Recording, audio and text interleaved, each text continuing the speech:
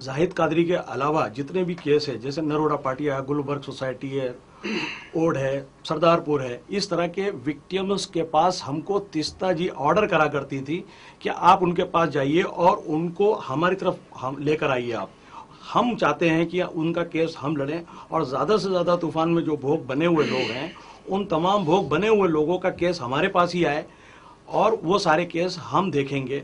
इसलिए वो उनके आने से पहले हमको ये आदेश दिया जाता था कि उन तमाम जितने भी असरग्रस्त लोग हैं उनको बुला के बैठाओ। हम उनको बुला के बैठाया करते थे और जैसे इन्होंने कहा कि इनको हमने बुलाया, ये सारे के सारे लोगों को हम ले जाके एम तिरवेंजी नाम के एक एडवोकेट जो हाई कोर्ट के एडवोकेट हैं उनके ऑफिस मिर्जापुर के अंदर ले जाते थे और बारी बारी वो तीस्ता सेतलवाद उनसे मिला करती थी और मिलने के बाद में उनसे विगत पूछा करती थी। उसके बाद में तीस्ता सेतलवाद और सोहेल तिरमिजी दोनों मिलकर एफिडेविट बनाया करते थे। एफिडेविट में जो वो लोग तो थोड़ा ही बोलते थे, इनको जो समझ में आता था वो एफिडेविट करा करते थे। इन्होंने जो मैनेज किया हुआ नोटरी था उसको नोटरी को भी वहीं बुलाया जाता था, वो नोटरी वहीं यहाँ रोकूंगा, वो बात पे मैं आ रहा हूं। आपने जो बताया कि तीस्ता आपको बोलती थी कि आप ऐसे ऐसी जगह पे जाइए जहां जहां ये सब प्रॉब्लम हुआ है, बड़ा क्रिएट हुआ है, जहां मुस्लिम्स लोग तकलीफ में, ऐसे लोगों को लेके आइए। मेरा सवाल है क्या उस टाइम दौड़ लगी हुई थी कि ज्यादा से ज्यादा केसेस हमारे citizen for justice and peace के पास ही आने चाहिए? क्या ऐसा प्रेशर होता था? बिल्कुल प्रेशर ऐसा होता था और ये प्रेशर और भी एनजीओ यहाँ पर आया करते थे।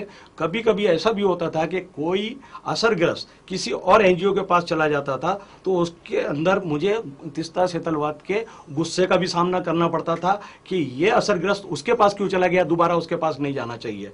और उसके अलावा ये सारे केसेस को शुरू करने से पहले जब ये सब मामला चल रहा था तो एक 45 आदमियों का जत्था लेकर हमको तीस्ता सेतलवाद के कहने पर दिल्ली जाना पड़ा था। दिल्ली हम गए थे, सहमत नाम की एक संस्था थी, वहाँ एक बहुत बड़ा प्रोग्राम किया गया था।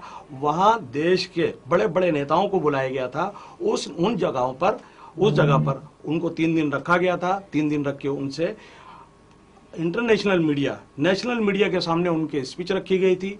वहाँ पर बहुत बड़ी एक चादर बिछाई गई थी और उसके अंदर लोगों ने अपनी फंडिंग करने के लिए, संस्था की फंडिंग करने के लिए, जहां लेडीज बैठी हुई थी, लेडीजों ने, स्कूल के बच्चों को भी वहां पर बुलाया गया था। वहां पर फंडिंग में लोगों ने पैसे भी डाले, औरतों ने अपने जेवर तक डाले वहां पर। और उसके बाद में 3 दिन वहां पर खाना पीना खाने के बाद में बस द्वारा फिर हम वापस यहाँ गुजरात आ गए। और हमसे खासतौर पर यह कहा जाता था कि हर असरग्रस्त के ऊपर नजर रखो कि कोई असरग्रस्त कहीं किसी और दूसरे एनजीओ के पास ना चला जाए। तो ये हरदम थी। जैसे कि तीस्ता की मर्जी के बगैर तो हम कुछ काम कर ही नहीं सकते थे। रह गया ये कि जो एफिडेविट की बात है, जो वो लोग लिखाया करते थे, वो सारी की सारी बात तीस्ता वहां पर बॉम्बे में बैठ के सुना करती थी। मिर्जापुर के अंदर जो एम तिरवेंजी नाम का एडवोकेट है हाई कोर्ट का, वो सारे एफिडेविट बनाया करता था और एफिडेविट बनाने के बाद वहीं पर नोटरी को बुलाता था। वहां पर उसको नोटरी वाला नोटरी करके चला जाता था। ना तो उस विक्टिम को मालूम होता था, आई विटनेस को, कि मैंने नोटरी क्या कराई है, ना उसको कोई कॉपी दी जाती थी। इसके अलावा आज 8 साल से एक रटी रटाई बात के ऊपर एडवोकेट अपॉइंट किए गए हैं कि हर 8 दिन बाद, 10 दिन बाद या हफ्ते में 2-2 दिन, जितने दिन तीस्ता यहाँ पर रहेगी उतने दिन आप आओ, इनको एक पार्ट बताओ कि आपने ये एफिडेविट करी, आपने ये एफिडेविट करी, आपने ये एफिडेविट करी, आपको सब याद रखना पड़ेगा। उसके ऊपर लाखों रुपए का खर्चा तीस्ता जो एडवोकेट जो अपॉइंट किए उनके ऊपर खर्चा करती है। जूनियर और सीनियर, जूनियर के अलावा उसके ऊपर सीनियर के ऊपर एम तिरवेंजी। मतलब ये है कि तीस्ता जो कर रही है वो अपनी मर्जी की मालिक है। मेरा शोषण किया गया, मेरा पूरी तरह से तीस्ता सेतलवाद ने शोषण किया। विक्टिमों के साथ में मिली, जब तक उसको लगा कि मैं उसका उपयोग में हूं, जब तक उसने मेरा उपयोग किया। जब उसको ऐसा लगा कि सारा कुछ पूरा मेरे हाथ में आ गया है, उसने मेरे ऊपर आरोप लगाया कि मैं वीएचपी से मिल गया हूं, बजरंग दल से मिल गया हूं, नरेंद्र मोदी से मिल गया हूं, आरएसएस से मिल गया हूं। इन तमाम आरोपों के लिए उसने मुझे अपनी संगठन से अलग करा। तो कम से कम उसको, किसी को भी गुनाह किसी ने अगर करा है तो उससे पहले उसकी सुनवाई होती है, हर कोर्ट के अंदर सुनवाई होती है, उसको फौरन सजा नहीं दी जाती है। इमीडिएटली मेरे ऑफिस से, जो कि सब कुछ मेरा था, उससे मुझे बेदखल कर दिया जाता है। मुझे अपने पास से अलग कर दिया जाता है, मेरे एक्सपेंसेस रोक दिए जाते हैं, मेरी सैलरी रोक दी जाती है, वो आज तक नहीं दी गई। जो कंप्यूटर उस ऑफिस में है वो मैंने इंस्टॉलमेंट पे मेरे नाम से लिए, उसका इंस्टॉलमेंट मैंने भरा है, वो भी कब्जा कर लिया जाता है। जो मेरे साथ में नाइंसाफी करता है और मेरे साथ में इतनी नाइंसाफी इतना यूज करने के बाद में करी, वो किसी को क्या इंसाफ दिलाएगा? ये सब ड्रामा है उसका। और इस ड्रामे के शिकार मैं अकेला नहीं, ये अकेले नहीं, ऐसे बहुत लोग हैं।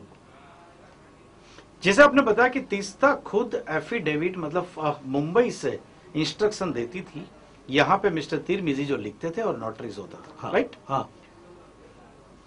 एक सेंसिटिव सवाल, जबकि आप खुल के बात कर रहे हो आज, बिल्कुल दिल खोल के, क्योंकि आपको लगता है कि आपको इस्तेमाल किया गया। बिल्कुल इस्तेमाल किया गया।